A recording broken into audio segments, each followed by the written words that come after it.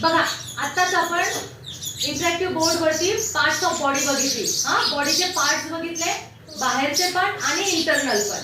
आता स्कॉलरशिप मध्ये तुम्हाला प्रश्न विचारला जातो. कशा प्रकारचा प्रश्न असू शकतो तो? Which is the most important part of our body? आपल्या शरीराचा महत्त्वाचा अवयव कोणता आहे? ऑप्शन कोणते कोणते दिलेले आहे? आय हा महत्त्वाचा आहे का? हँड, ब्रेन की नोज? सांगा बरं कोणता महत्त्वाचा पार्ट आहे? रोहित? ब्रेन. आपल्या शरीराचा बॉडीचा महत्त्वाचा पार्ट कोणता आहे? ब्रेन. किती नंबरचा ऑप्शन आहे तो? 3. ठीक आहे. दुसरा प्रश्न बघू. आता बॉडी पार्ट्स वरती आणखीन एक प्रश्न आहे. तो प्रश्न कोणता आहे? Name the body part that carries blood in entire body. आपल्या शरीरामध्ये असा कोणता अवयव आहे की जो रक्त प्रवाह पुरवतो? कोणता अवयव आहे?